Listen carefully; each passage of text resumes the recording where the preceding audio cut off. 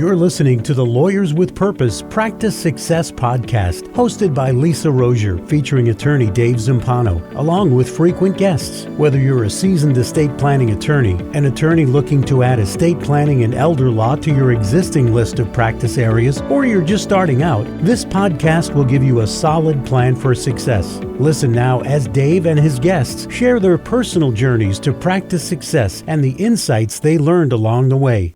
Hello, everyone, and welcome to the Lawyers with Purpose Practice Success Podcast. I am Lisa Rozier, and I'm joined today with Dave Zumpano and special guest David Mancuso from the Estate Planning Law Center in New Hartford, New York. And they are also the firm that we reference to as The Lab. And, Dave and I just got done doing a two-part series on marketing where we talked about branding, marketing, advertising, all that tactical stuff for lead generation. And we wanted to bring Dave Mancuso into this because we're going to talk about relationship building, the things that you can do where there's really no dollars spent. Yeah, well, I always say, Lisa, and I've always told our members that there's two ways you're going to get leads. You're going to write a check for them or you're going to shake hands for them. Yep. And that's what we call in Lawyers with Purpose, the relationship marketing system. So RMS is a term of art for anyone in our organization, but don't get attached to that it's ours. We'll let you guys steal it. But again, we have a certain way of doing it that I think maybe David can share some of the challenges that he had. But again, my perspective around this is really simple. Lisa, you've beaten me up and we've had some great conversations the last two episodes. But I want to say more importantly, the last 10 years, I think of all the different meetings that we've had and all the different, I'm a systems guy, so I'm always trying to systematize things. So, long ago, when I didn't have a lot of money to spend, I had to find another way to get leads. And the greatest way was through the relationship management system that I created. Now, again, I didn't know I was going to create it. It just was very successful. And people said, you got to teach me how to do that. So we created a system for it, and the system is a relationship management system. And here's been my experience. I've probably met with, it's in the hundreds. I don't know if it's 100, 200, 300, might even be close. I mean, my whole beginning of my practice, the first 10 years of my practice, I was meeting with someone 2 or 3 times a week. Yeah. Out there in the community. And I tell the story because in the beginning, we're talking about the early and mid 90s. Financial professionals would throw me out of their office. I would knock on the door. They say, get out of here. You're the enemy. You're the deal killer. We're not going to talk to you. And over time, I learned how to break down those barriers. And actually now, it's become such an important part of my practice and so many of the practices of our members to create meaningful relationships with what I call allied professionals. So when we talk about a relationship management system, it's about identifying allied professionals. And how we define allied professionals is these are other professionals who serve your target market, but in a different context. So an example would be financial advisors, accountants, nursing homes, healthcare facilities, assisted living facilities, home care agencies. These are all people that serve your target market, but do a different service than you do. So that's really what relationship management's about. And what I want to do is Dave Mancuso. The reason why I asked Dave to be here, as many people know, the Estate Planning Law Center, my law firm, is the laboratory where we develop all the systems and processes that lawyers use across the country. And the RMS system, I got to be honest, for the first time in 10 years, I've gone back into the lab and we're starting to beat it up and say, how can we make it better? In the post-COVID world, what are the changes we need to make to the RMS system? And so the reason why I've asked Dave to come on, because he's been part of this process with me. And this is what we do. I'm the innovator, right? We talk about the visionary role, but Dave's the boots on the ground. He's the guy doing it. He's the guy. And Jennifer, my partner, has been participating as well. And so, David, I'd love to just kind of top down. I'm thinking about the first meeting we had about 6 months ago when I came in and said, okay, we need to shake up RMS. And I remember you were in it and Tina was in it. And I know Brianna was in it and a number of other people. And there was a lot of rah-rah and excitement. Okay? And then there was a long pause of several months with not so much rah-rah and excitement. And then again, it started up again. Talk to me about, back to then, what were you thinking? You've been in the firm now, maybe going on 2 years. So 6 months ago, you were still in your early phases. Yeah, absolutely. What do you think? Yeah, Dave, share your experience. I will. Thank you very much. And Dave and Lisa, thank you both for having me on. I hope that I can provide some insight to some people regarding RMS. So just a little bit of background. I've been here at the lab, the Estate Planning Law Center, for about 2 years. And, I jumped right into the probate department. And then probably about, as Dave mentioned, about 6 months ago, Dave and Jen kind of determined that, the way for us to generate leads is RMS. Well, Dave referenced that meeting that we had 6 months ago. And my first inclination was, what the hell is RMS? Pardon my French. See, the lab has a whole lot of forms and content and a lot of items geared towards success. But Dave knows the success. Dave Zumpano knows the success. I don't know the success. I haven't been through it. So whereas Dave is a very special individual who knows this stuff frontwards and backwards, how do I, as a new person, a newbie, jump into this and assimilate it into what my day-to-day activities within the firm are? How do I portion time out of my schedule? I mean, are we calendaring this stuff? How am I, another Dave Zumpano favorite word, how am I enrolling others within this firm to get behind this process and doing all that? And to be honest with you, there was a lot of dead air, if you will, with regard to RMS for quite some period of time. It was daunting. It was a little bit intimidating. I didn't know what the heck I was doing. Fast forward, I started jumping into, actually, if I may, I'm going to use this example that Dave and I traveled to Syracuse to meet with, let's say, Mr. Smith, and I watched him handle an RMS meeting. Now, I know that I think Jeff Belomo, an LWP member, and Phil Miner, they give these tactical, they give workshops on the RMS. And I was recalling back to how Jeff would always use the example of watching Dave do it for the first time, and he stuck right to the script. For myself, my first intimation is I watched him stick to the script with this Mr. Smith, and it flowed. It worked out. It worked perfectly. Dave elicited the responses, the material, and the next steps moving forward that he wanted to. But I think where my intimidation came from was the fact that I take that same script that's in front of Dave, and I try to use that script, and I've done this from my own, I've tried it, and I haven't failed, but there was an awkwardness associated with going right from the script.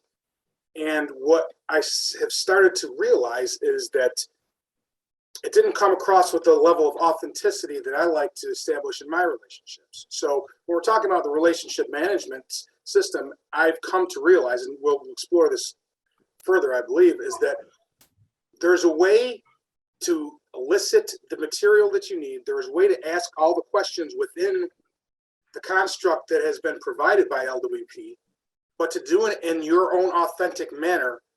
So you're actually not selling the product, but selling yourself and finding out if there is synergy there. That's one of the biggest. Oh, Dave, that the fact that you say that just makes my hair stand up in a very positive way. Because I got to tell you, this has been the biggest challenge I've seen in the last 20 years of helping lawyers do this. They all want to be me. Look, trust me, you don't want to be me. Ask my wife, right? But at the bottom line is, here's what I know.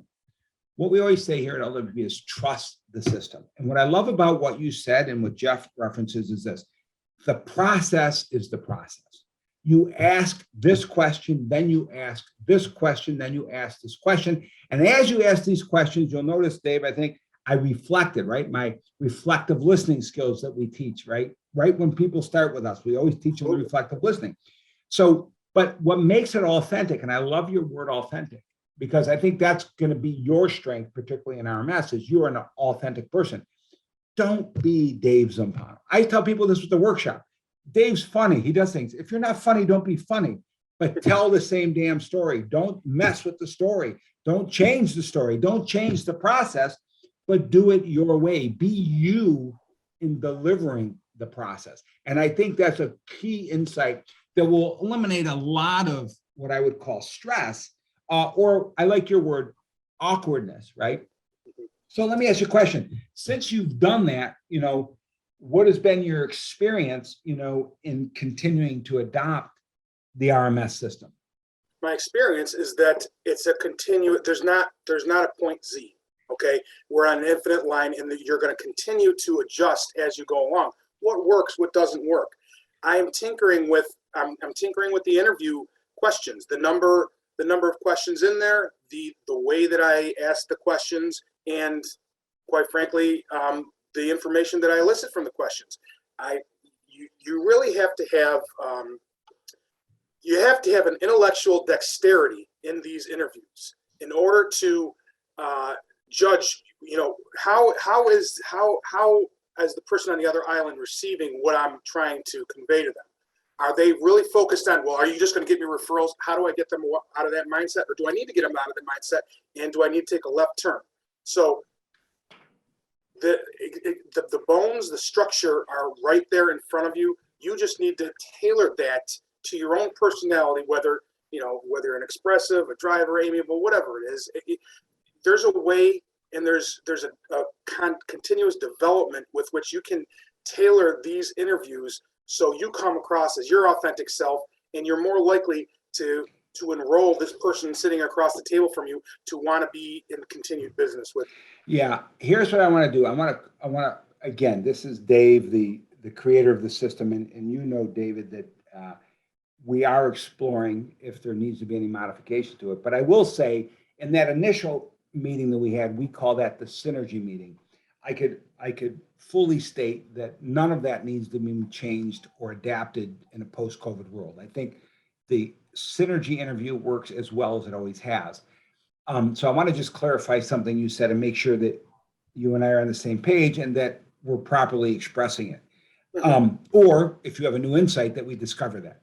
Sure. But the thing I would say is the process has to be followed. So when you said you're exploring different questions and different things, again, I'm open to all that. But what I do know is explore beyond what's already there. Don't remove what is there, because what we do know is what is there works, and what is there is scientific. Now, a lot of people say, why is he asking this question? Every question on this synergy interview has a relevance to some other important element of having a worthwhile relationship. So, for example, one of the questions, what are you most proud about with your family, about your family? Okay, very simple question. You got to ask that question. And it's a very important reason. While it has, and I'm not saying you don't, David, I'm saying I don't want to give free rein to change the interview. The interview works. What I think you're saying, and I want to clarify for others, that you have the freedom to apply what's being learned by those questions in a variety of ways in building the relationship. And what I'm hearing you say, which I think is very powerful, and it's a great distinction, there's a difference between the system we follow and the impact it has. So the system we follow is do the interview, follow the interview questions. They work exceptionally well. Anyone that does it successfully will tell you, don't mess with the system. But what I'm hearing you say that I think is very important is the part of the system that's not systematized, which is the actual relationship management, which is, okay, what are you doing with this information to enhance that relationship so this person is willing to work with you? And again, one of the important things we say, whenever we're meeting with a relationship, the only way I'm getting in a room, and again, this is drive-by, but one of the things of the RMS meeting is there's 3 different RMS meetings. So there's 4, right? There's the strategy meeting. There's the, we start with the synergy meeting, then there's a strategy meeting, a relationship review meeting, and then there's professional presentations. Those are the 4 elements of the RMS system. Those are the 4 things that are systematized. All of those things have a direct impact on moving the relationship forward, but you don't mess with the process. But what you get full freedom of is how you develop that relationship, what you're saying and what you're doing. I mean, I had relationships where some of my best referral sources, we ended up buying camps across the street from each other where our kids grew up together. I mean, we had a lot of different things. That's not in the script. That's what I think you're talking about, where every one of us has creative freedom to build the relationship to the level we want, following the process that's been provided. Does that make sense to you, Dave, or is there something else you're trying to convey? It does, and I appreciate you providing that nuanced distinction. So I guess just to take a step back and because you mentioned something else, and I want to dovetail into that too as well. But you're right. I'm not trying to change. I want to use the questions in the interview, and I'm tailoring the questions to come out in my authentic voice. I'm not changing the questions. So that Gotcha. Yeah. So you're asking it in a way, and your emphasis in the way that you're comfortable with, that you'll know you're going to get the answer to that question. I get it. That makes it. That's a nice distinction. And Lisa. So, I just want to kind of pull it back. I want to talk about RMS, and, the marketing person's coming out saying we just got done with part 1 and part 2, but I love this conversation. But I want to hear about Dave Mancuso's mindset around this, because not everyone can go and pound the pavement, walk into a business, shake hands, and some people just don't want to do it. So I want to get around your mindset and understanding how you're embracing this and what you're doing to work on enhancing your skills to perfect the RMS system. And that's a great question. That was kind of where I was going to go next. And I don't want to step out of bounds for what the format here is, but there is no format. It's everybody. Don't you worry. Hey, look, we told you coming on, you say what you want to say. This is your story, not ours. Absolutely. So why don't I share one of my concerns and frustrations moving forward, and maybe your listeners are experiencing the same thing. Is that well, to first answer Lisa's question, I am the type of person that if it scares me, I'm going to do it. If I'm intimidated, I'm just going to prove to myself that I'm not afraid or intimidated by it. I'm just going to do it. And you know what? Consequences be damned. If I screw it up, there'll probably be another chance to do it down the road. So I love that. I think that's kind of how I try to approach. I'd like to say I approach life, but I have young children, so I can't really approach life. Life changes when you get young children. You're no longer going to be doing that skydiving, David. That's right. So, I think there is a natural intimidation that I haven't done this before. These financial advisors or these allied professionals are going to see right through me. They're going to know that I don't know what the heck I'm talking about, or they're going to want to be talking to Dave Zumpano instead of Dave Mancuso, or they're going to want to be talking to somebody else instead of me. That stuff's got to go out the window, because you really have to block self-doubt when you're jumping into an endeavor like this. You want to, and it's easier said than done. It is. I'm not sitting here to say that everybody's got the courage and the gumption to go jump into this full bore. But that's a personal thing. If I'm afraid of it, then I do it. But just to kind of jump into the other thing I wanted to mention was my frustration is kind of right now, where do I go next? What's next? And how am I assimilating the information that I get from the Synergy interview into a cogent, into something relatable that's not relatable. It's something that can be viewed by my team, and we all know how to make use of that information.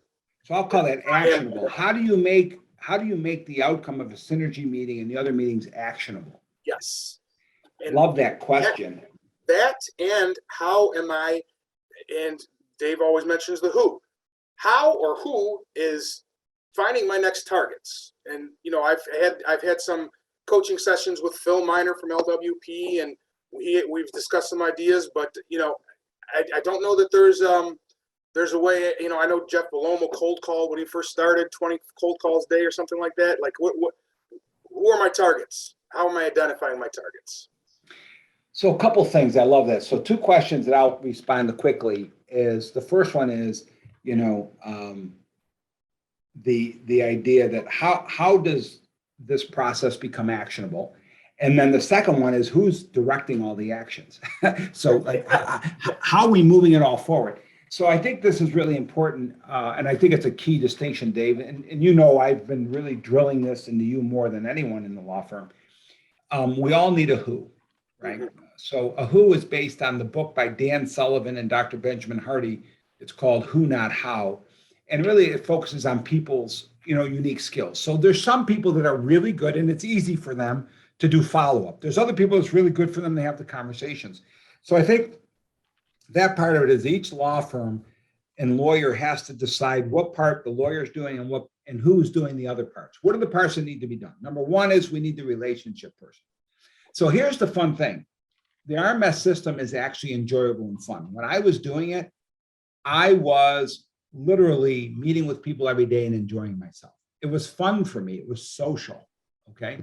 The downside of it is you meet a lot of frogs, right? And that comes out pretty quickly under the system.